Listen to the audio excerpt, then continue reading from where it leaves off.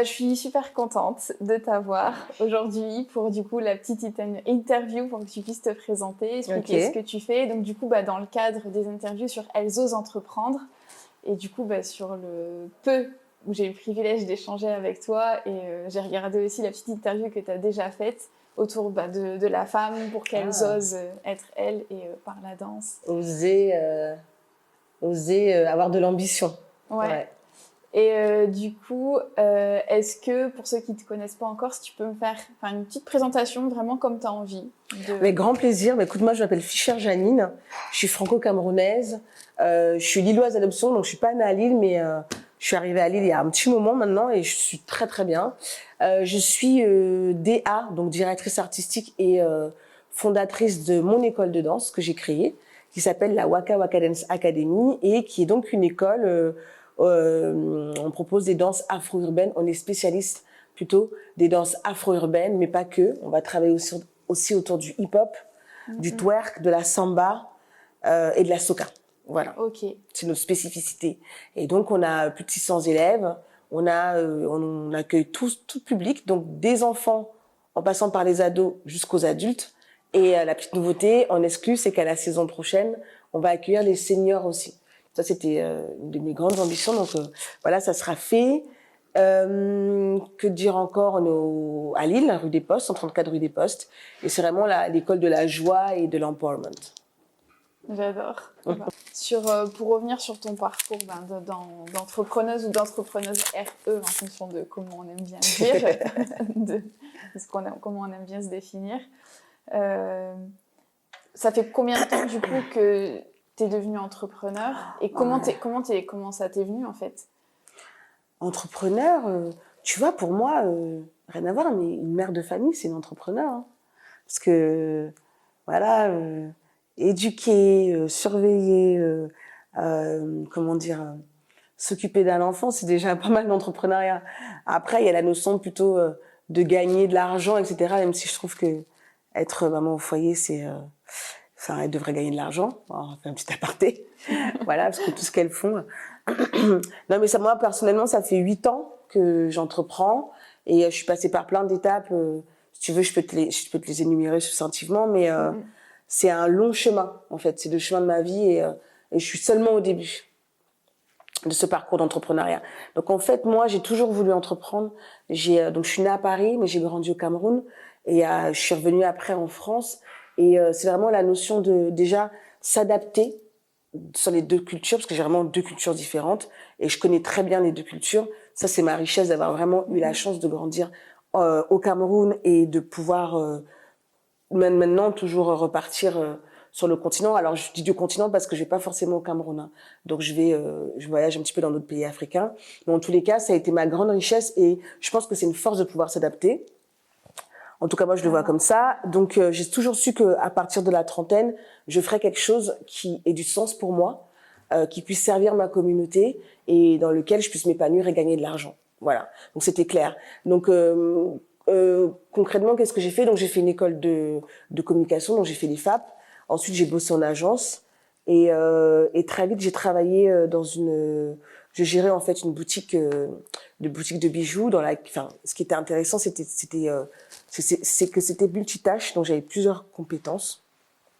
Donc en l'occurrence les achats, donc je partais en Inde pour faire des achats de bijoux, de pierres semi-précieuses, la gestion aussi parce que je devais gérer des stocks, gérer un fichier client, gérer un magasin, une boutique, le côté événementiel parce que je montais des événements dans cette boutique et vraiment le côté vente, commerce, marketing parce que c'était le début des réseaux sociaux, donc je m'occupais vraiment de tout le côté marketing digital, etc., etc. Donc ça me plaisait. Et puis très vite, j'ai voulu développer mes propres projets, donc j'ai commencé je savais pas très bien. En fait, j'avais plein de passions. Voilà, l'idée c'était ça. J'avais plein de passions. J'aimais la danse, j'aimais la mode, j'aimais les bijoux, j'aimais créer, j'aimais surtout fédérer des gens, des classes sociales, des compétences différentes. Et surtout, j'aimais l'Afrique et j'aimais surtout raconter l'histoire des diasporas africaines. C'est quelque chose qui me passionnait. Ce qui m'intéressait vraiment, c'était de raconter comment, 600 ans après, tu vois, après que toutes ces personnes ont été, ces millions de personnes ont été déportées, massacrées et esclavagisées. Ce qui m'intéresse, c'est comment, 600 ans après, cet héritage perdure et comment ça influence le reste du monde. Voilà, à tous les niveaux. Aussi bien, moi j'ai étudié l'histoire de l'art aussi bien dans le côté artistique, mais pas que, culinaire, la danse en l'occurrence. Et ça m'obsédait même. Et je me suis dit comment je vais faire pour créer un projet qui rassemble plusieurs disciplines, plusieurs arts comme ça, qui va aussi rassembler plusieurs personnes de classes sociales différentes, et surtout comment je vais pouvoir raconter cette histoire, tu vois, mon histoire en tant que franco-camerounaise, mais pas que, en tant qu'africaine, en tant que afro-européenne, voilà. C'était important pour moi. Et donc j'ai créé une structure culturelle qui s'appelle Wawa Lasso au début, et je faisais de la production. J'adore produire. Donc c'était assez complexe. Je faisais de la prod événementielle, donc je mettais en place des événements autour de la mode. Donc j'ai créé des grands défilés de mode. On avait un concept de défilé de mode chorégraphié, donc on ramenait la danse dans la mode. Ensuite j'ai créé un magazine, un web mag. J'ai créé une marque de bijoux, ça s'appelait Wonderful, enfin une marque de vêtements, bijoux, accessoires. Je me suis éclatée. Et puis après, je me suis dit qu'est-ce qui me passionne le plus et surtout dans quoi je gagne vraiment, quelle est l'activité qui me fait vraiment gagner de l'argent, c'était la danse. Et là, j'ai vraiment développé mon école de danse, ça s'appelle Waka Waka Dance Academy. Et aujourd'hui, je te dis, on a 600 élèves, on est descendu en termes de professeurs, on est monté très vite à 10 professeurs, on a 12 types de danse et comme ça devient petit, on a pour ambition de s'agrandir. Mais ça, on en reparlera. Quand ce sera... ce sera fait, voilà. Ok. Ah, mais du coup, là, ce qui m'a marqué dans ce que tu viens d'expliquer, c'est que, en fait, t'es vraiment partie de quelque chose qui t'inspirait et qui te tenait à cœur de vouloir transmettre aussi tout ça, et t'as réussi à en faire un business, à en faire une entreprise qui soit rentable. Oui, alors au début, je savais pas du tout. Hein. Je venais pas du tout, j'avais pas de background marketing, business, commercial. Moi, je venais de la pure com. Tu vois, et j'avais ce rêve au fond de mon cœur. C'est important, on va en parler toujours de pas éteindre la flamme. J'avais vraiment ce rêve, et surtout j'avais pas de business model en fait. Il y avait aucune personne qui. Enfin, moi je te parle de ça il y a presque 10 ans maintenant. Il y avait pas l'entrepreneuriat n'était pas démocratisé comme aujourd'hui. Tu peux le voir sur les réseaux sociaux. Tu as des formations, plein de formations gratuites, etc. Comment monter un business model, et surtout moi ce que je faisais ça n'existait pas. Enfin. Comment dire, coordonner toutes ces passions, quel est le business model que j'allais utiliser pour vraiment faire en sorte que ce soit un projet viable. Alors ça a pris du temps, j'ai gagné de l'argent, mais je le réinvestissais toujours, tu vois. Là où vraiment le business model il était viable, c'est quand j'ai monté l'école de danse, où là effectivement j'ai pu vraiment embaucher, on est monté jusqu'à 3 salariés, tu vois, où là vraiment c'est une vraie entreprise, quoi. Là, j'ai troqué ma casquette d'entrepreneur pour CEO, parce que c'est encore autre chose, de gérer les gens. C'est encore autre chose, hein. C'est vraiment un autre pan de l'entrepreneuriat. Et puis là, vraiment, j'ai pu expérimenter d'autres choses, d'autres pans de l'entrepreneuriat et acquérir d'autres compétences, quoi. Voilà. C'était un petit peu plus enrichissant pour moi et plus challengeant, voilà. Et ouais, parce que en fait, il y a pas beaucoup de femmes aujourd'hui, même encore maintenant, même en ayant ces modèles-là, tu vois, où c'est des structures ou des choses qui aident ou des formations, d'oser lancer à partir de quelque chose, comme tu as dit, hein, sur lequel on a notre flamme sur ça, laquelle on ne veut pas éteindre et qu'on veut en faire quelque chose de rentable, quoi, qui soit, faut oser le faire. Donc et comment t'as fait du coup, si c'était il y a de ça 10 ans et sans avoir toutes ces structures et ces formations, ces choses-là? Ça veut dire, est-ce que ça veut dire se lancer et s'être loupé une paire de fois pour au final après... Mais moi, ça me fait pas... En fait, j'ai toujours vu le verre à moitié plein, tu vois, qu'à moitié vide. Et en fait, pour moi, l'échec, ça n'existe pas. C'est Nelson Mandela qui disait soit je réussis, ou soit j'apprends, en fait. Et c'est vrai. Et moi, je le voyais toujours comme un vrai, pour moi, je jouais, je m'amusais. Tu vois, j'expérimentais des choses. Si ça fonctionnait pas, je faisais autre chose. Et puis surtout, je pense qu'un de mes atouts, c'est le réseau et de savoir m'entourer. J'ai pas du tout de complexe à me dire je sais pas faire telle chose. Tu vois, si je sais pas faire telle chose, je vais m'entourer de personnes qui savent mieux le faire, qui savent bien le faire et qui savent mieux le faire que moi. Moi, je connais. Alors, ce qui est intéressant, c'est de se connaître aussi, même si c'est vrai qu'apprendre à se connaître, c'est tout le parcours c'est le parcours de toute une vie. Mais en tous les cas, je savais quelles étaient mes compétences. Je sais que je suis bonne dans la com, dans le marketing. J'adore parler de mon produit, j'adore fédérer les gens, j'adore raconter, tu vois. J'adore expliquer ce que je fais. Et comme je suis passionnée, je pense un de mes atouts, c'est aussi de ramener les gens dans mon univers. Et comme j'adore une chose aussi qui a motivé, je fais juste un aparté, hein, on revient un petit peu en arrière, mais qui a fait que j'ai voulu entreprendre, c'est parce que j'ai toujours eu envie d'aider le maximum de personnes. On en viendra après par rapport à la danse, et je t'expliquerai comment la danse a sauvé ma vie aussi, et comment, quand j'étais dans une période un peu compliquée de ma vie, la danse m'a beaucoup aidée et comment dire, c'était évident pour moi que le fait de redonner, c'était aussi comment dire, grateful, comment on dit en français? Tu vas couper ça parce que je sais jamais. Reconnaissance, voilà. Tu vois, c'était très important pour moi. Si tu veux, on passe l'interview en modèle américaine, tu vois. Si tu veux la faire en anglais. Et non, mais en ce moment, en plus, j'ai entre le portugais et l'anglais. Oh là là, bref, laisse tomber. Et voilà, je disais ça. Donc, pour moi, ça a toujours été évident. Il fallait que j'avais, comment dire, c'était important d'être entourée de personnes qui étaient beaucoup plus compétentes que moi. Ça n'a jamais été un problème. Et je pense que c'est comme ça que j'ai pu tenir un peu la route et puis surtout avoir une clairvoyance. Tu vois, j'ai dû faire. En tout cas, je suis passée à l'action. Je pense que c'est ma personnalité. Je suis pas trop dans je cogite. Non. Quand j'ai une idée, tout de suite je la teste. Si ça fonctionne, tant mieux. Ça fonctionne pas, c'est pas grave, je passe à autre chose. Et je pense que le fait de passer à l'action aussi. Alors, je vais y revenir après. Le seul bémol, c'est que j'avais pas de vraie stratégie. J'avais une stratégie de com, mais j'avais pas de vraie stratégie business, tu vois, une stratégie globale.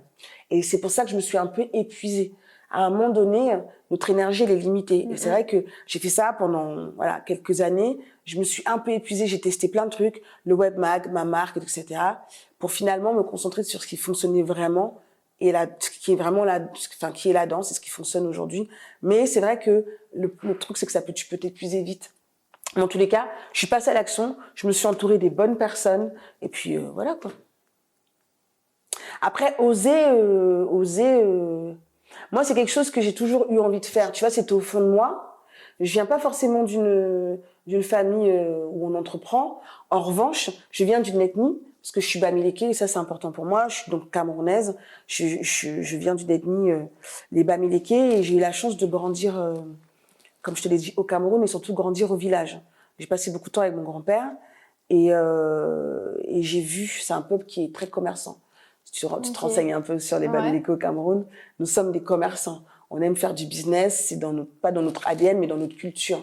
Et moi, ça m'a toujours, le fait de connaître mes racines, d'être proche de ma culture, ça m'a beaucoup influencée. Tu vois. Et c'est vrai que les premières personnes qui m'ont aidée, bon, c'est une communauté qui est très, qui est assez soudée. Les premières personnes qui m'ont aidée, qui m'ont accompagnée, qui ont mis de l'argent dans mon business, ce sont des Bamileke. Voilà, parce que c'est comme ça. Tu vois, on se soutient et voilà, quand on aide et j'aime bien citer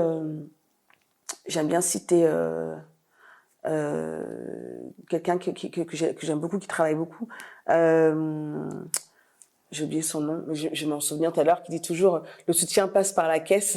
C'est vrai, le soutien passe par la caisse. Et voilà, c'est ça dont je voulais parler, le fait de donner. Quand on te donne quelque chose et l'importance de redonner aussi. Voilà, c'est ça. On te donne quelque chose et c'est très, très important de redonner à ton tour. C'est comme une énergie, tu vois. C'est une énergie que tu vas faire circuler et c'est important. De la même manière qu'on t'a donné, de redonner à ton tour et surtout, ce qui est une notion, on va rebondir sur une notion qui est très importante pour moi, c'est la transmission. Voilà. la même manière qu'on m'a transmis. Je te disais, j'ai passé beaucoup de temps au village, je fais des digressions, mais ça se rejoint toujours par rapport à ce que tu dis. Parce que ça participe aussi de ma personnalité, pourquoi je suis comme ça.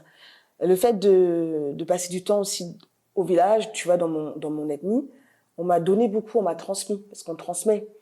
Et c'est comme une mission, tu vois. C'est comme une mission qui te donne un sens à ta vie. Qu'est-ce que tu fais sur Terre? Pourquoi tu es sur Terre? Tu vois, c'est une question que des personnes certaines trouvent très naturellement, voilà, et d'autres mettent du temps à trouver. Bah voilà, on en parle encore une fois, c'est tout un parcours de vie, hein.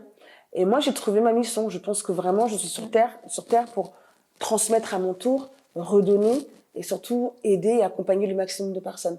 Par rapport à mon art, par rapport à ce que je sais faire, par rapport à mon don, parce que je pense qu'on a toutes et tous chacun un don.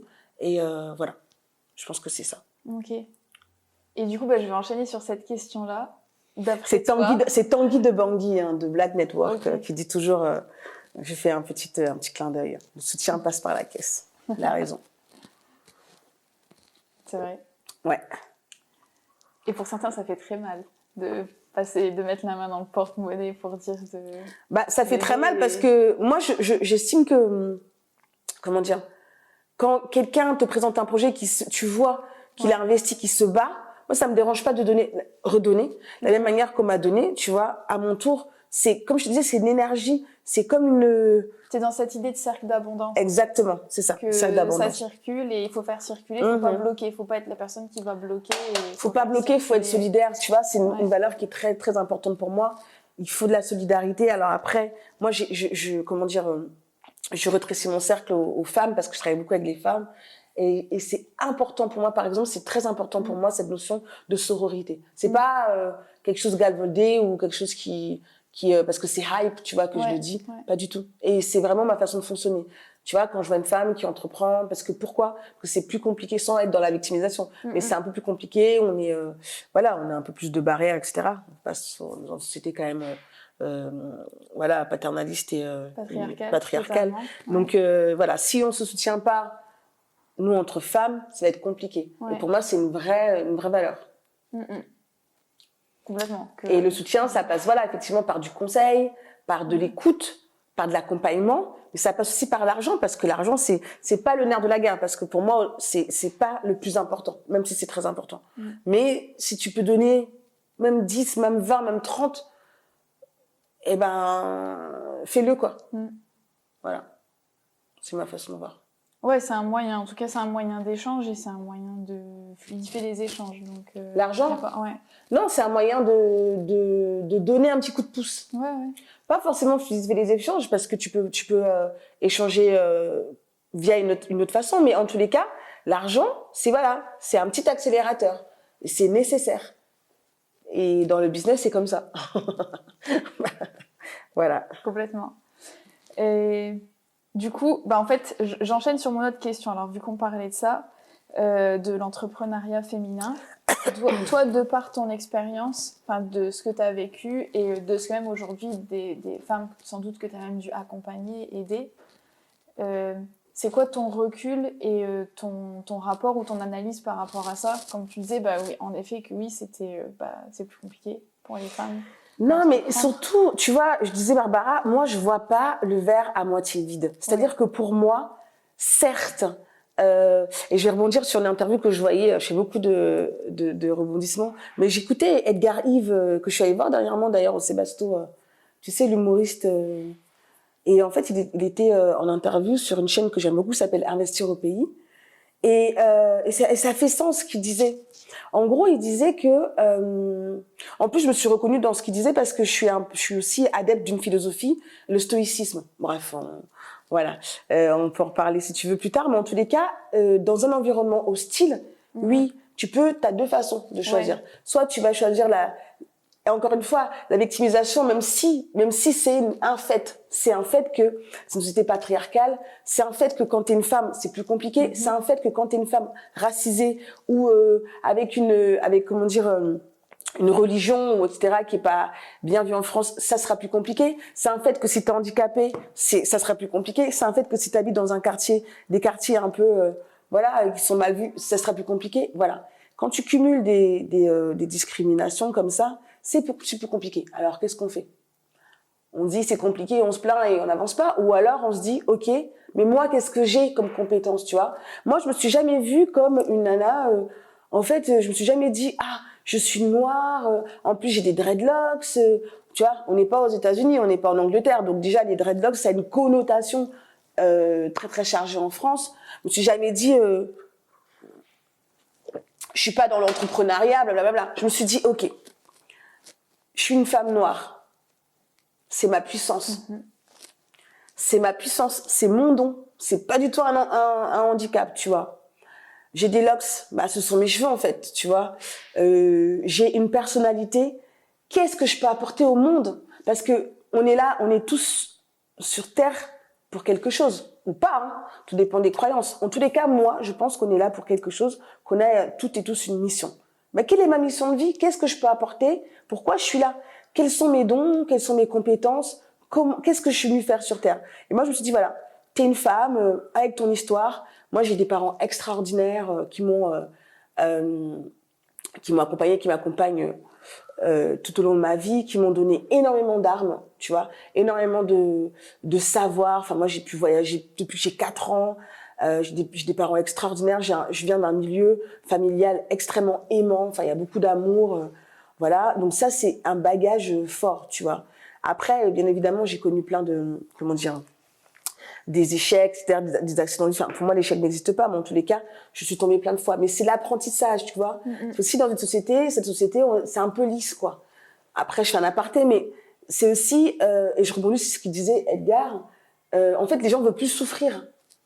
Mais ça n'existe pas, en fait. La vie, elle n'est pas juste cette notion d'éthique. C'est pas la vie. Ça, c'est la morale, c'est l'homme qui l'a ramené. Dans la vie, tu souffres, mais tu souffres pour que ton cerveau, il apprenne et qu'il se souvienne que, ah bah là, il y a danger. Donc, tu apprends, en fait. Et moi, ça me dérange pas de souffrir parce que c'est comme ça que tu apprends. Enfin, tu peux apprendre d'une autre façon, mais c'est normal, en fait. Et c'est vrai que l'entrepreneuriat, pour moi, c'est pas fait pour tout le monde parce qu'il y a des personnalités qui sont peut-être plus fragiles et que ça peut être difficile, tu vois, qui ne peuvent pas forcément accepter, le fait de souffrir, la frustration, tu vois. Moi, je te dis aujourd'hui, effectivement, l'école, elle est viable, mais j'ai travaillé avant, tu vois, j'étais frustrée, j'ai fait des sacrifices, j'ai fait beaucoup d'erreurs, mais c'était pas évident, c'est difficile. Mais tout dépend, encore une fois, ton point de vue. Si tu vois le verre à moitié vide ou à moitié plein. Et pour revenir sur ce que je te disais, pour moi, ça n'a jamais été quelque chose qui va me freiner. Le fait d'être une femme noire, etc. Pour moi, au contraire, c'est une force, c'est un don. Et comme je te disais, voilà, qu'est-ce que j'ai à offrir au monde? Pourquoi je suis là? Qu'est-ce que je dois faire? Et ben, quand tu trouves un sens à ta vie, ben voilà, tu vas, tu fonces, et ça prendra le temps que ça prendra. Effectivement, j'ai peut-être pas le milieu social ou le milieu culturel, mais j'ai d'autres atouts. Et après, c'est aussi à moi d'aller chercher ça, tu vois. À un moment donné, ça va pas te tomber du ciel. Donc, vas-y. On te ferme la porte, bah, tu passes par la fenêtre. Tu vois, c'est ma philosophie. Et surtout, ne pas perdre cette petite flamme qui est au fond de ton cœur, ce petit rêve, et tout mettre en œuvre pour y arriver, tout simplement. C'est comme ça, c'est la vie. C'est complètement une question de posture et de perception de comment tu décides de vivre les choses. Exactement. Comment toi, tu décides de vivre les choses et comment... Et ce qu'il disait, Edgar, c'est vrai, il dit, à quel moment tu as perdu? Quand tu as perdu, c'est quand tu n'as pas essayé, tu vois. Tu t'es dit, ouais, je suis noire, et tu n'essayes pas et tu ne fais pas le maximum. Tu vois ou pas? Tu fais pas le maximum, tu limites. Quand tu fais le maximum, que vraiment tu as fait tout ce qui était en tes moyens, vraiment tu as tout donné et que tu n'y arrives pas, là on peut dire c'est pas grave, tu as essayé. C'est pas grave, tu recommenceras autre chose, c'est pas bien grave. Mais voilà, cette posture de se victimiser, moi c'est pas mon mindset. C'est clairement. Mais je dis pas que ça n'existe pas. Hein. Ah non, mais je suis d'accord, mais justement, et ouais, c'est pour ça que après avoir discuté avec toi, et c'est pour ça aussi que je voulais rendre accessible ton parcours pour justement pouvoir le transmettre, et ton état d'esprit, la façon dont tu perçois les choses, parce que c'est ce que j'avais perçu chez toi aussi. C'est quelque chose avec lequel je suis totalement en accord, que de toute façon, quand tu sortir de sa zone de confort, c'est obligatoire quand tu te formes et quand tu apprends et quand tu vis l'expérience de la vie, en fait. Mais sinon, tu fais rien, t'es comme quasiment mort et il se passe rien, quoi. Donc, c'est pas que la vie, elle est faite pour être dure, c'est que sortir de sa zone de confort implique forcément que ce soit pas forcément agréable au début, pour apprendre de nouvelles choses, pour apprendre, pour être compétent sur d'autres choses. Donc, ouais, totalement. Et comme tu disais, hein, en réalité, parfois venir d'un certain milieu, soit on décide de se positionner ou de se dire, en tant que victime, soit on en fait une force, Exactement. clairement, soit on en fait un atout en plus, quelque chose qu'on apporte en plus, et tout dépend comment on se positionne, la perception qu'on a dessus, et ce qu'on décide d'en faire. Et ce qu'on décide d'en faire, exactement. Du sens qu'on donne aussi à sa propre vie, quoi. Exactement. Donc, sur ça... Et c'est là où c'est intéressant, où tu parles de dons, parce que moi je parle souvent aux personnes, genre c'est quoi ton super pouvoir? C'est quoi le truc qui fait que la vie, l'expérience, ce que tu as vécu, et même si c'est négatif, qu'est-ce que tu en as ressorti qui fait qu'aujourd'hui, par ton expérience, et qui est propre à chaque personne, qui est complètement différente en fonction de chaque personne, parce que c'est unique, chaque personne est unique, chaque expérience est unique, qu'est-ce que tu en as retiré qui fait qu'au monde, aux autres, ce que tu vas apporter, qui va être complètement unique et spécial, ce qui fait, qu'est-ce que c'est ton super pouvoir? Non, mais je disais, connaître son super pouvoir, c'est pas évident. Ça suppose de se connaître. Ça suppose aussi d'accepter certaines parts d'ombre de sa personnalité. C'est pas évident. Ça suppose s'être trompé plusieurs fois. Parce qu'encore une fois, c'est pas quelque chose de négatif de se tromper. Et parce qu'on apprend. Enfin, tu vois, ça suppose plein de choses. Et tout le monde n'est pas prêt aussi à l'accepter. Tout le monde n'est pas prêt à... Ouais, voilà. Moi, je trouve ça dommage. Et je trouve que c'est quelque chose qu'on devrait... Tu vois, plutôt que nous... La dernière fois, j'ai réfléchi... Plutôt que nous apprendre, je sais pas moi, le théorème de Pythagore à l'école, moi je trouve que c'est important d'avoir des cours où on apprend à se connaître, des cours, on apprend, tu vois, des notions de développement personnel, par exemple, c'est important quand même, parce que ça arrive, ça donne des adultes, voilà, qui ont peur de tout. Comme tu disais, quand t'as pas de sens, quand tu sais pas quelle est ta flamme, tu vois ce vers quoi tu vas, qui a pas de sens dans ta vie, en fait, ce que tu fais de façon automatique. Et t'es pas heureux? Voilà, et t'es pas heureux. Et en fait, ça vient tout purement de ça. Et parce que moi, récemment, je suis allée voir Thomas Desimbourg, donc, en conférence, et qui disait, il faut recréer des adultes qui sont inspirants. Il faut être inspirant pour nos enfants, pour ceux arrivés après, parce que là, actuellement, ils sont pas entourés d'adultes qui sont inspirants et qui sont inspirés. Et il dit, il faut retrouver son fil rouge, et retrouver ce qui fait que pourquoi on est là, en fait. C'est quoi le sens de tout ça? Donc non, c'est important, hein, quel est le sens de ta vie, pourquoi tu fais. Après, ça peut être philosophique, hein. C'est philosophique d'ailleurs, mais après quand tu l'as trouvé, que ça fait sens pour toi, c'est tellement évident et tu fonces. Mais ça suppose, il y en a pour qui c'est clair, tu vois. Moi, ça a pris du temps. J'ai pas su tout de suite ce que je voulais faire. Je voulais faire plein de choses. Et quand ça a été clair, on y va, on fonce. Et en même temps, c'est aussi un plus. Comme si tu as aimé faire plein de choses, parce que ça t'a fait apprendre plein de compétences dans plein de domaines qui te sont utiles aujourd'hui dans le projet que tu mènes, qui va encore évoluer en plus. Qui va encore évoluer ou pas. Peut-être qu'il n'aura pas lieu. Enfin, tu vois, je sais pas. Moi, maintenant, le fait d'entreprendre aussi, ce qui est intéressant, hein, alors ça a deux côtés, c'est que rien n'est figé. Moi, ça m'intéresse. Tout est en évolution, en constante évolution. C'est le principe de la vie. Et moi, j'aime beaucoup. Donc, peut-être que, voilà, moi, le futur ne me fait plus peur, autant peur comme avant, parce que le cerveau, il nous ment aussi parfois, il se focus sur des peurs qui ne vont même peut-être pas, des peurs imaginaires, tu vois, t'es là, t'as peur d'un truc qui peut-être a très peu de probabilité d'arriver. Et en fait, maintenant, je me dis, en fait, il faut faire, quoi. Tu fais et tu verras. Tu fais et tu verras, et pas être... Je dis pas que j'ai pas peur, hein. Je suis morte de peur. Mais je me dis toujours que si j'ai tellement peur comme ça, c'est que derrière, il y a quelque chose qui est tellement plaisant, je vais retrouver beaucoup de plaisir, et voilà, et ça me motive en fait. Je me dis que plus j'ai peur, plus le projet va être... Je vais m'éclater. Je vais m'éclater. Mais non, mais oui, trouver son chemin de vie, c'est pas évident. C'est vraiment pas évident. Mais c'est tellement plaisant.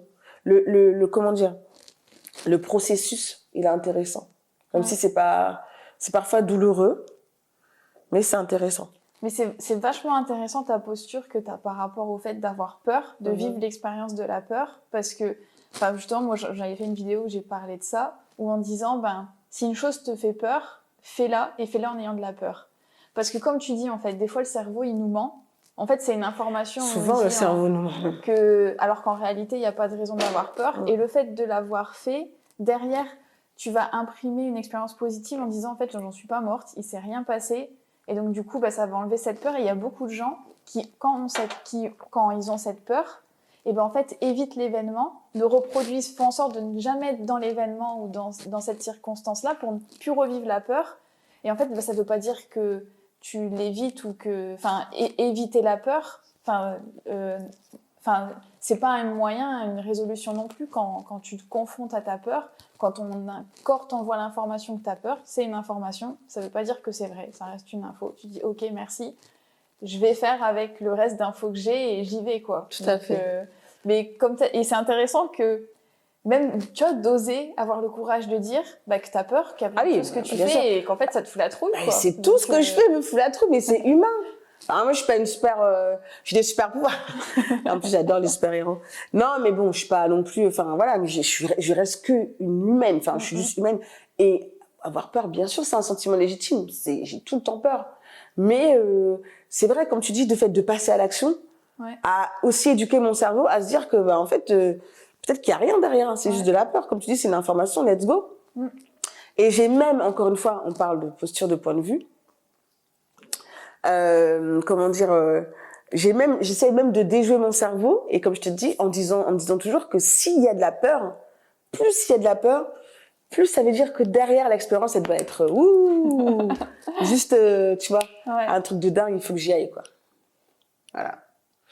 Donc c'est aussi, ça entraîne aussi la notion de risque. Tu vois, qu'est-ce qui est risqué, qu'est-ce que tu crois qui est risqué, qui ne l'est pas.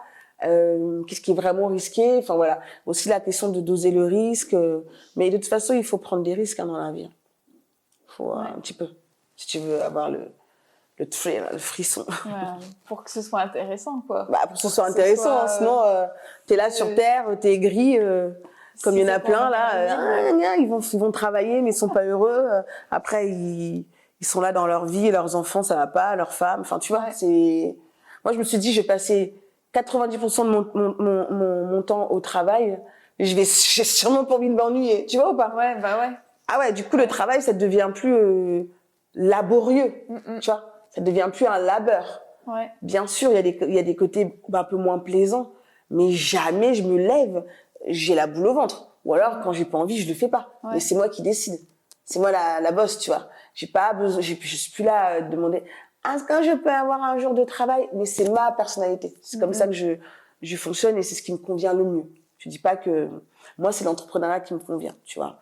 Mais c'est ça aussi la liberté, c'est d'aller à contre-courant et de prendre des risques. C'est pas facile. C'est pas l'entrepreneuriat, c'est quand je le dis, c'est pas pour tout le monde. Moi je pense que tout le monde n'est pas fait pour ça. Mais c'est mon choix et je l'assume, je l'embrasse grandement ce choix. Voilà.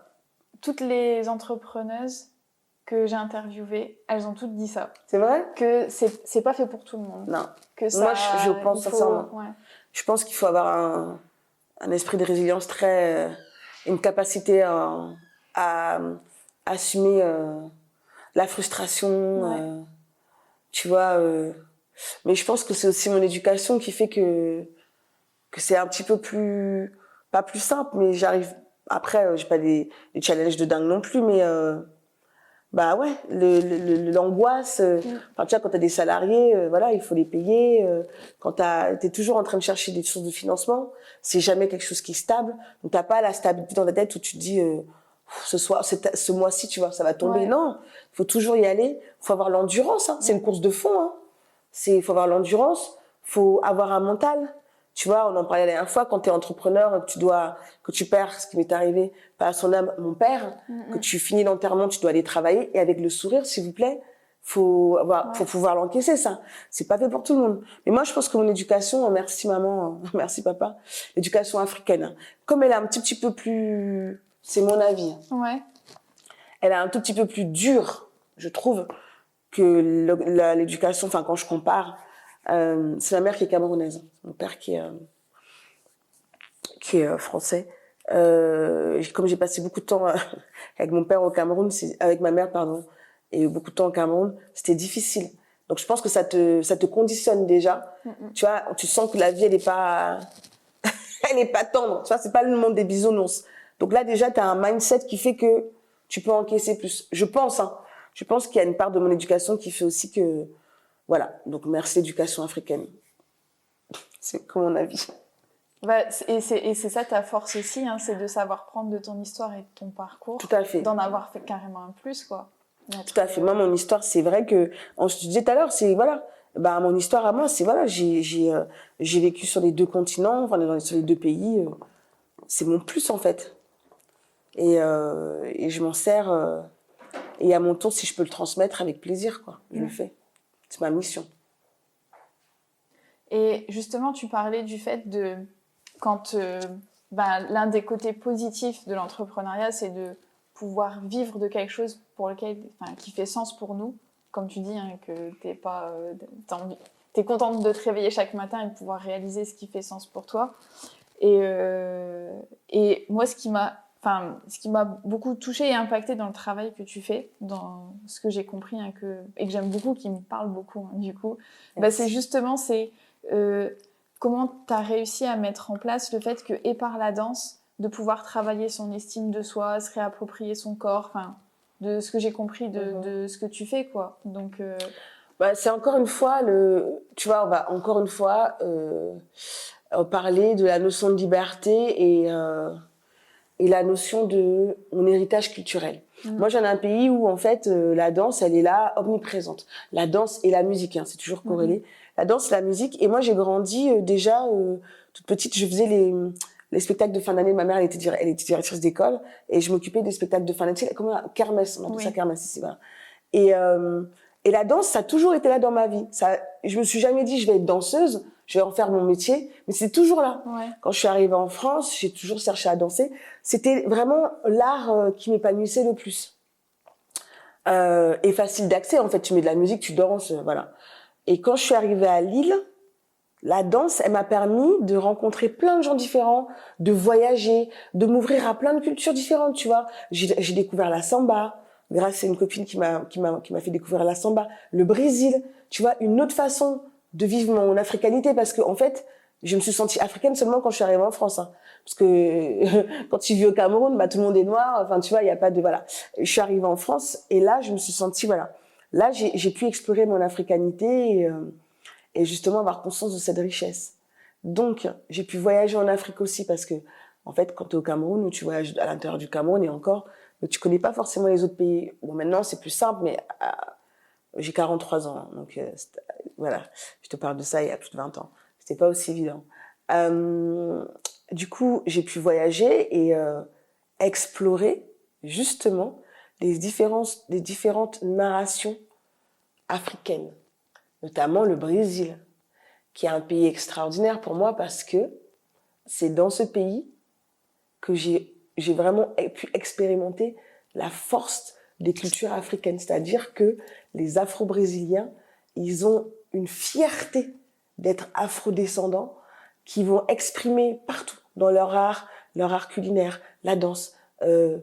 Et tu vois, et exprimer aussi ce que c'est la résistance. Et ça te donne un sentiment de fierté immense parce que tu te dis, ah ouais, mes ancêtres ont été déportés, ont été mis en esclavage, et de l'esclavage, on a pu créer ça. C'est-à-dire, aujourd'hui, le Brésil, il est influencé par la culture afrodescendante, hein. Tu vois, la musique, c'est eux, la danse, c'est eux, même si ça a toujours été, alors on parle de résistance, toujours été exploité par les personnes blanches qui sont minoritaires. On a toujours voulu les faire taire, nier leur culture. Eh ben non, ils ont résisté. La capoeira, c'est eux. Enfin, même la nourriture, tout est influencé. Et moi, quand je vais dans ce pays, j'ai un sentiment de fierté immense parce que tu te dis, ah ouais, mes ancêtres, tu vois, une partie de mon histoire, eh ben ils ont résisté, ils ont lutté C'est pas on leur a donné l'indépendance, hein, parce que aussi pareil, moi pourquoi je suis obsédée par la narration, c'est parce que le plus fort a écrit l'histoire. Souvent on dit dans les livres d'histoire une hérésie totale. Les esclaves ont été libérés par Schœlcher. Je dis ça parce que c'est la Martinique, enfin, les Caraïbes, les Antilles. Pas du tout. Les esclaves, ils ont pris les armes, enfin, les personnes mises en esclavage ont pris les armes, se sont battus, ont résisté, ont lutté. Et ce qui est intéressant pour moi quand j'arrive dans des pays, pas forcément, enfin, hors africains, donc par exemple d'Amérique latine, des Caraïbes, c'est ce sentiment de fierté, tu vois, de résistance, de dire que voilà, mon peuple, il a lutté. Et ça m'inspire énormément. Tu vois, c'est toujours cette idée de transmission, d'héritage, cette histoire de cercle vertueux dont on parlait. C'est, voilà, ces figures, elles m'inspirent. Et aussi, qu'est-ce que moi je vais raconter de... Tu vois, ces ancêtres, ils ont donné leur vie. Comment je reprends ce legacy, cet héritage-là? Et qu'est-ce que j'en fais? Qu'est-ce qu'on en fait? Tu vois, on a tous une mission. Comment les gens, ils ont lutté, ils ont donné leur vie, ils ont lutté pour que la langue, elle perdure. Quand tu vas au Brésil, par exemple, il y a les religions qui s'appellent le candomblé, qui est issu d'une religion qu'on appelle le vaudou. Je sais que ça a été diabolisé en Occident. Le vaudou, ici, c'est une poupée qu'on pique. C'est pas que ça. Mais ça perdure. Le Yoruba perdure à Cuba. C'est une langue de l'ancien empire du Dahomey, donc le Nigeria et le Bénin aujourd'hui. Qui est un peuple, le Yoruba, ça perdure, tu vois. C'est dur comment dire, de se battre et de résister et de faire perdurer sa culture. Moi, tout ça, ça m'inspire. Et pour rebondir sur ce qu'on disait, j'ai fait une grosse digression. Je sais plus quelle était la question. Je sais plus quelle était la question de fond. fond. Trop intéressant parce que ton rapport à la narration, à l'histoire qui est totalement vrai, que en fait, il y a une histoire différente avec chaque personne. Mais totalement. Chaque personne a une histoire totalement. Et c'est vrai que, voilà, donc je revenais à pourquoi c'était la danse et l'entrepreneuriat. Non, mais tu vois, bon, pour t'expliquer, donc j'arrive à Lille et je découvre mon africanité et la danse, ça m'a permis d'expérimenter et de voyager, de rencontrer tellement de personnes. Alors, pourquoi j'ai choisi et pourquoi je dis que la danse, c'est ça, je suis revenue à la question que tu m'as posée. À quel moment la danse, elle a fait le shift, tu vois? À quel moment ça a été évident pour moi que je devais faire ça? En fait, en 2013, je travaillais, donc j'étais acheteuse, je travaillais dans cette boutique, etc. Et j'étais victime de harcèlement moral par mon ancien employeur. Et en fait, je suis partie de mon travail comme ça. Et j'avais le choix. Soit tu tombes dans la dépression. C'est une question, c'est pas toujours une question de choix parce qu'on n'est pas toujours égal par rapport à la santé mentale. Mais en tous les cas, moi, j'ai ce truc de survie où je me suis dit, voilà, maintenant, t'as du temps. T'avais pas de temps, t'étais dans un CDI, 35 heures, machin, t'avais pas de temps pour être à fond sur tes projets. Maintenant, t'as le temps, vas-y. Écoute, en 2 mois, j'ai monté un salon. Je me souviens, j'avais été voir le maire de mon quartier à l'époque, j'étais dans le Vieux-Lille. Il m'avait prêté la halle au sucre, je peux jamais oublier. Il m'avait donné 1400 € de subvention. J'ai tout fait avec moi, mes moyens. Tu vois, j'ai appelé des potes, des copines, venez des créateurs, on s'est mis là, nanana, j'ai fait un salon, un défilé de mode, machin, nanana. J'avais un concept dans l'esprit, tac, j'avais du temps. Tu vois, maintenant on y va, on passe à l'action. 1000 personnes. Moi, je peux faire un événement, ramener 1000 personnes. Qu'est-ce qui peut me stopper en fait? En fait, depuis, c'était moi qui me stoppais toute seule, tu vois. Donc voilà, tu vois, et c'est ça, en fait, tu passes à l'action, tu te rends compte que finalement, c'est dans ta tête parce que j'étais morte de peur. Et je peux te dire que, je vais citer encore un de mes mentors parce que j'avais de longues discussions avec lui. Je sais pas si on regarder la vidéo, mais si jamais il regarde la vidéo, Serge Assamar, il va me tuer. Il va me dire, pourquoi tu cites mon nom? Bref, Serge Assamar, qui est le boss de Team Il Coffee, qui sont à Lille, c'est un Congolais qui tient ça. Il aime pas qu'on parle, il est très discret. Mais je me souviens tout le temps, je lui disais, Serge, je veux faire ci, je veux faire ça, mais j'ai trop peur. J'ai peur. Il me dit, mais non, passe à l'action. En fait, chaque personne a son timing. Tu vois ou pas?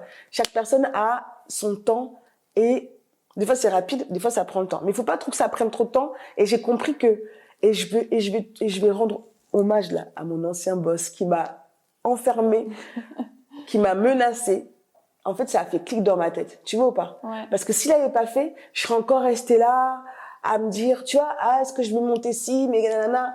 Non. En fait, il y a un événement de vie qui a fait que j'étais obligée. J'avais pas le choix. En fait, si j'avais le choix, j'aurais pu rester. Hein. Tu sais, genre où tu restes, tu vas travailler avec la boule au ventre, tu pleures et tu te plains, et mon travail, non. J'ai fait ciao, bye bye. Et en fait, ça a précipité. Tu vois ou pas? Donc, parfois dans la vie, les événements négatifs sont pas forcément négatifs. Ils sont négatifs au prime abord, mais en vérité, ça a précipité. Et en fait, je me suis dit, mais qu'est-ce que tu fais là? Le mec qui vient, il te parle, il te manque de respect, il t'enferme, il te menace. Tu vois? Et là, la confiance, ton estime de toi, c'est très important. Si t'as pas d'estime de toi, tu vas considérer ça normal. Non, non, non, non, non, non. Moi, moi, je suis bamilékée. Tu vois un peu la fierté. Moi, je suis bamilékée. Je viens d'un peuple. Nous, on a connu, on a subi un génocide au Cameroun. C'est-à-dire qu'on a lutté pour notre indépendance. Tu vois, on est encore dans la résistance. Et qui va venir nous tester, en fait? Qui va venir nous dire, tu vois, on a tellement souffert. Et moi, je suis empreinte de ça. Donc, c'est pas toi qui va venir, en plus, tu vois, le paradigme homme blanc, machin, femme noire, ils m'enferment. Enfin, moi, ça fait vriller dans ma tête, quoi. T'es mon boss, mais va te faire, tu vois. Donc, je suis partie. J'ai claqué la porte, je suis plus jamais revenue. Et en fait, cette colère-là, je me suis dit, tu vas pas la retourner contre toi, tu vas pas la retourner contre les autres, tu vas l'utiliser pour bien déjà te prouver à toi que t'es pas de la merde, qu'on va pas t'enfermer ou voilà, pour bien prouver à toi que tu vaux quelque chose, que t'as des compétences, que t'es pas venu ici pour qu'on te parle mal, etc. Et maintenant, tu vas aussi inspirer d'autres personnes. Et moi, quand j'ai vécu cet incident-là de vie, j'ai commencé à donner des cours. J'ai déjà commencé à donner des cours, et en fait, de danse. Et je me mis toute mon énergie dans la danse. Et donc, j'ai donné, en fait, plutôt, à mes élèves, mes premières élèves, en vérité, qui ne savaient pas ce qui se passait dans ma vie. Tu vois, je leur ai partagé, parce que la danse, c'était vraiment un échappatoire. Et, à leur tour, sans qu'elles s'en rendent compte, elles m'ont redonné confiance en moi. Tu vois ou pas? Ouais. Et on est toujours dans ce cercle-là. Et en fait, quand je faisais mes galas, je voyais, 50 personnes, 60 personnes, 100 personnes. Je me disais, ah ouais. En fait, tu donnes du plaisir aux gens, ils te redonnent. Tu accompagnes les gens, ils te redonnent. Tu les écoutes, ils te redonnent. Tu les aides, ils te redonnent. C'est un cercle comme ça, tu vois. Et quand j'ai perdu mon papa, paix à son âme, c'était un bonheur pour moi d'aller voir mes élèves. Je leur ai dit, vous me parlez pas on va pas parler de deuil, de machin, c'est bon, j'en sors. Ici, il y a que du plaisir. Tu vois ou pas? Et en fait, ton cerveau, tu fabriques aussi tes phéromones l'endorphine, tu vois, la dopamine, etc. Tes hormones, pardon, de plaisir et d'antistress. Et tu restes pas dans un truc négatif. Et c'est pour ça que je te dis, la danse, pour moi, c'est ma thérapie. Au-delà de la thérapie, ça te permet de te connecter aux gens, ça te permet de comprendre les gens, ça te permet d'accompagner les gens, ça te permet d'inspirer aussi les gens. Et notamment, là maintenant, je te dis, j'ai 40 gosses dans mon école, 40 petites filles qui viennent parce que déjà, elles sont dans un espace safe. Elles sont pas dans des espaces où on va leur dire tes cheveux, ils sont bouclés, t'as des serpillères sur la tête, ta peau, elle est noire, elle est couleur caca, tu vois. Ces espaces où elles sont, ces espaces hostiles, elles sont tout le temps victimes de discrimination. Non, elles viennent dans un espace safe, plein de bonnes énergies, où il y a plein de gens qui leur ressemblent, c'est important, leur représentation, tu vois, dans une communauté bienveillante, de femmes qui s'entraident, elles voient ça, elles grandissent là-dedans, elles s'épanouissent là-dedans, elles voient une directrice d'école qui est là, qui rigole avec elles. Moi, je fais des blagues, je fais n'importe quoi. En même temps, je suis dans mon bureau, tu vois, elles voient que je suis sérieuse, je les accompagne, on voyage, on part à Paris, là, on va partir en Espagne, je vais les emmener partout, à New York, partout en Afrique. Elles voient une femme noire puissante. J'aime pas le mot forte. Elles voient une femme noire puissante et elles se projettent. Elles se disent, c'est possible. Tu vois ou pas? Chose que moi, j'avais pas beaucoup quand j'étais jeune. En France, excuse-moi, à la télé, moi, j'ai dû sortir de France pour avoir de représentation. On en parlait la dernière fois, c'est la première fois quand je suis allée en Angleterre que j'ai vu une présentatrice noire à la télé, au journal. Je me dis, ah ouais, c'est possible. Tu vois? Et moi, je me suis donné comme mission que la danse, c'était ça ma mission. C'est-à-dire que j'allais me servir de la danse pour accompagner les gens, aider, soigner, faire de l'argent, créer du lien, voyager, tu vois.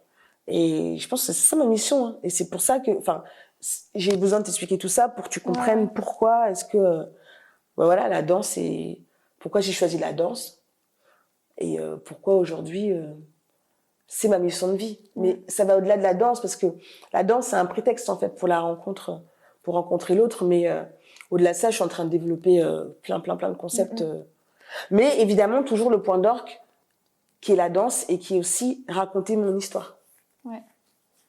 Et raconter ton histoire, comme tu m'expliquais au début, hein, ce qui permet aujourd'hui d'avoir cette position de résilience que tu as, de dire merci à ton ancien manager toxique, parce qu'en fait, tu savais qui t'étais bien défini, du coup, t'as su en tirer une force là où d'autres s'écroulent en fait, hein, très concrètement. Ouais, merci à mon manager toxique, merci à mon éducation africaine. Hein. Je peux dire que quand tu es rendu au Cameroun, le Cameroun, c'est vraiment, j'en parlais la dernière fois avec mon pote, avec mon vidéaste, il est ivoirien. On se dit, franchement, heureusement qu'on a grandi en Afrique. C'est difficile. En fait, on est déjà, c'est pas pour les hypersensibles, là. Non, mais, tout le temps, en fait, t'es obligé de te défendre. Il n'y a pas, moi, je te pas, alors. Ah non. Ah, ma chère, il va falloir que tu sortes tu vas développer des armes. Parce que nous, déjà, les camères, on est toujours en train de se tailler. Donc, faut pas être susceptible. Ouais, non, ça c'est. Faut avoir vraiment de l'humilité. Faut pas être susceptible. Faut pas prendre tout à cœur. Faut avoir de la répartie. faut avoir les armes, tu vois. Moi, j'ai grandi et heureusement, j'ai grandi au Cameroun parce que je dis, ici, les gens, tu les pousses. C'est le drame. Tout est dramatique, tout est dans les émotions. Tu vois. Calm down, tranquille. Non, mais moi, j'ai ce truc-là. Je trouve que c'est vraiment grâce à mon éducation africaine. On est des guerrières et des guerriers. Tu vois ou pas? Nous, on n'est pas là pour... tu nous... Comment dire? On se bat, en fait. Non, je disais que c'est intéressant que tu conçoives, du coup, la danse comme un moyen, justement, pour arriver à créer du lien, à oser, à promouvoir différentes représentations, quoi. Parce que moi, c'est ce que je fais par la photographie. Ça reste qu'un moyen, justement, pour pouvoir rendre accessible, rendre visible, oser aussi être et exister. Et comme tu disais, hein, que aujourd'hui, tu rends accessible à ces petites filles, en fait, ton profil et pouvoir s'en inspirer. Et en fait, se construire et pouvoir s'imaginer ne se fait qu'à partir de choses auxquelles on a accès. Se projeter aussi. En fait, tu libères les imaginaires. Tu libères les imaginaires, tu te dis, elles se disent, mais c'est juste the sky is the limit, tu vois, comme les Américains. Bon, j'ai beaucoup parlé des Américains parce qu'ils m'inspirent beaucoup, mais en fait, qui peut me stopper? Il y a personne qui peut me stopper. Donc, let's go. En fait, rêvez grand.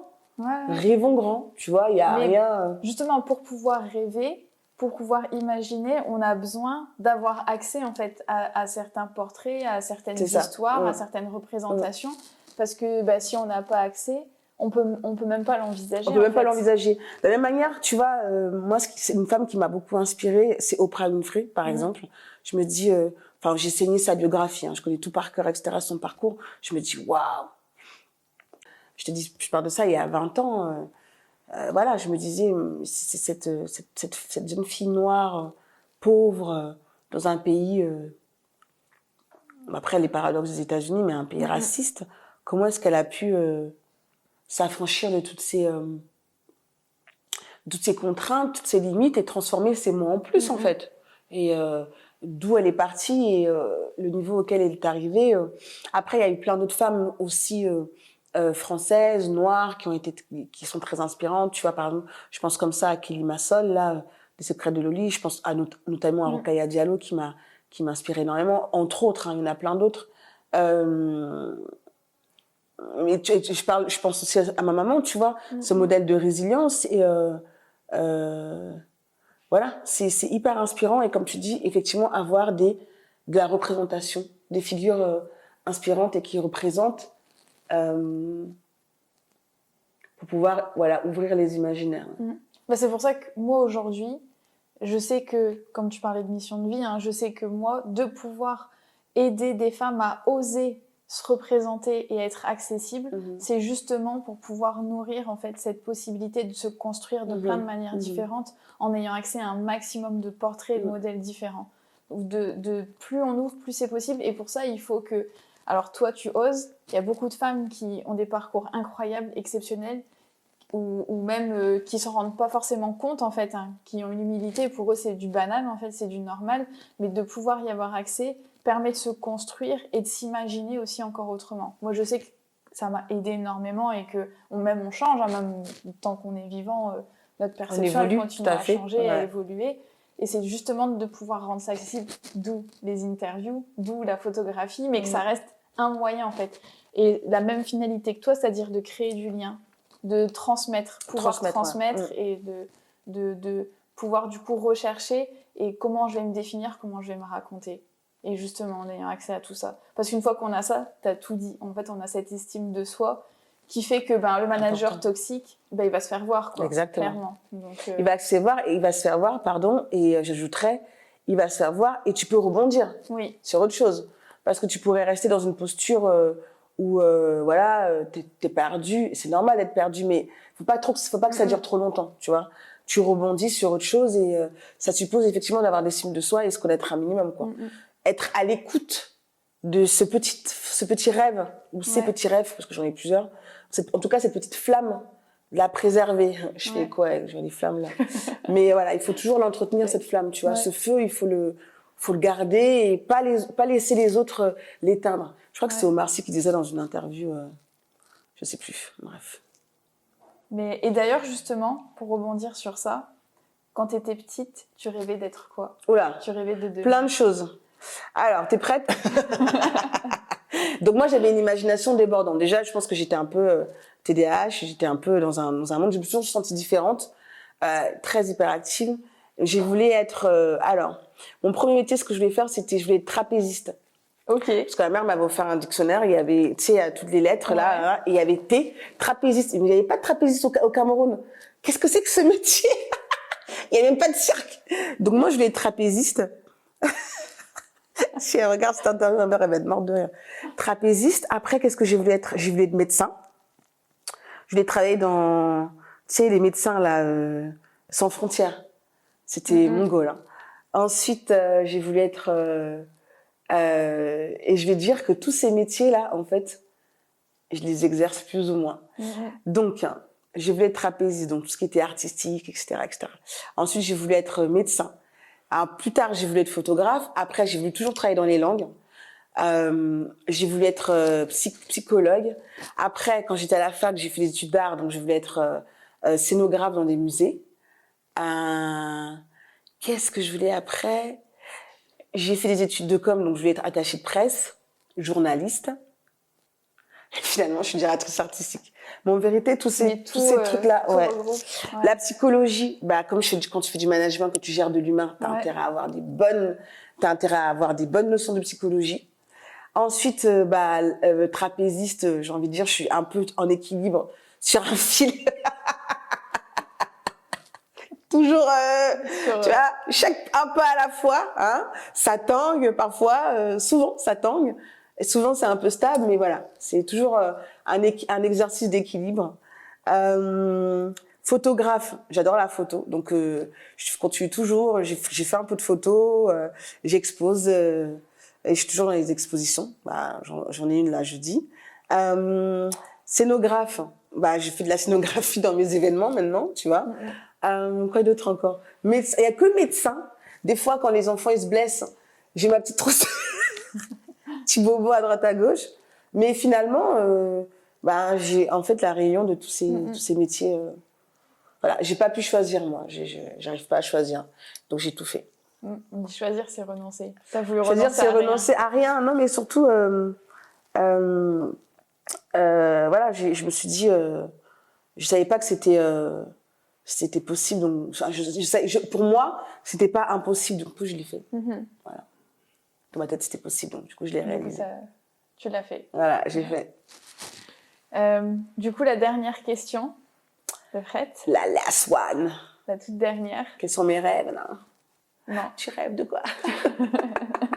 Je pense que toi, t'es au-delà de ça, déjà. Des rêves? Moi, je rêve tout le temps. Que tu mets déjà en pratique. Non, ma dernière question, c'est, on peut remonter le temps. Oui. Et la Janine d'aujourd'hui qui a vécu tout ce qu'elle a vécu, tout ce qu'elle a expérimenté, elle peut aller donner un conseil à la petite Janine. À quel âge? Parce que moi, ma vie, c'est pas linéaire. Hein. Je suis née à Paris, j'ai grandi au Cameroun, après j'étais... justement, toi, d'après toi, à quel moment clé dans ton parcours et quel conseil tu te donnerais en fait? Non, mais moi j'ai adoré mon enfance, vraiment. Je crois que c'est la partie de ma vie la plus... J'ai eu la chance d'avoir une enfance pas forcément douce, comme je l'ai dit, mais très... je sais pas, très... comment je pourrais dire? Vivante. Moi, si je donnerais ce conseil, et c'est quelque chose que, tu sais, quand je vais pas... On dit toujours, quand tu sais pas où tu vas, regarde d'où tu viens. Et je regarde rarement le passé. Moi, je suis pas quelqu'un qui se pose, qui est dans les photos, qui est nostalgique. Moi, c'est pas mon truc, tu vois. Moi, je suis... Mais parfois, je me dis, ah ouais, quand même. C'est pour ça que je me dis jamais, ah ouais, on a fait tout ça, tu vois. Je me dis, non, moi, je veux plus. Tu vois ou pas? Je suis pas là, ah ouais. Des fois, tu sais, je suis un petit aparté, mais tu sais, sur les réseaux sociaux, là, t'as les souvenirs. Ouais. Tu sais, souvenirs, etc. Je dis, ah ouais, on a monté ça. Ah ouais, on a fait ci, ouais, on a fait ça. Mais je suis pas dans un... Je me contente pas. Comment dire? Je ne me plais pas à rester dans le passé, la nostalgie. On a fait ça. Non, moi, je veux plus. Toujours, je regarde devant. Et alors, si je devais revenir dans le passé, je dirais à la Janine, là, parce que mon problème quand j'étais petite, c'est que je me sentais vraiment... Enfin, mon problème, je me sentais différente. Je me sentais différente parce que je pensais pas comme les autres. Et tu vois, j'ai toujours cru que c'était moi le problème. Mais c'est juste que j'étais pas à la bonne place. Je me sentais... par exemple, tu vois, j'étais passionnée par l'histoire, par l'art, et les gens me disaient, ouais, pourquoi t'aimes ça, t'es pas normal, parce que nous on aime ci, nanana. Bah, moi ça me paraissait pas normal, enfin ça me paraissait pas anormal. Ou alors, je suis introvertie, ça se voit pas. Hein. Les gens ils pensent que je suis... Non, moi je suis profondément introvertie, donc je passais beaucoup de temps seule. Tu vois, par exemple, je passe beaucoup de temps seule. Et les gens, dans une société africaine, les gens ne comprennent pas pourquoi tu es dans la solitude. Ouais. Parce qu'il faut toujours être dans le groupe, dans les fêtes, les machins. Moi, c'est pas mon truc, tu vois. Et voilà. Par plusieurs choses comme ça, quand j'ai réfléchi, je me suis toujours sentie différente. Et ben, je dirais à la petite fille, la Janine, hyperactive, qui faisait que des conneries,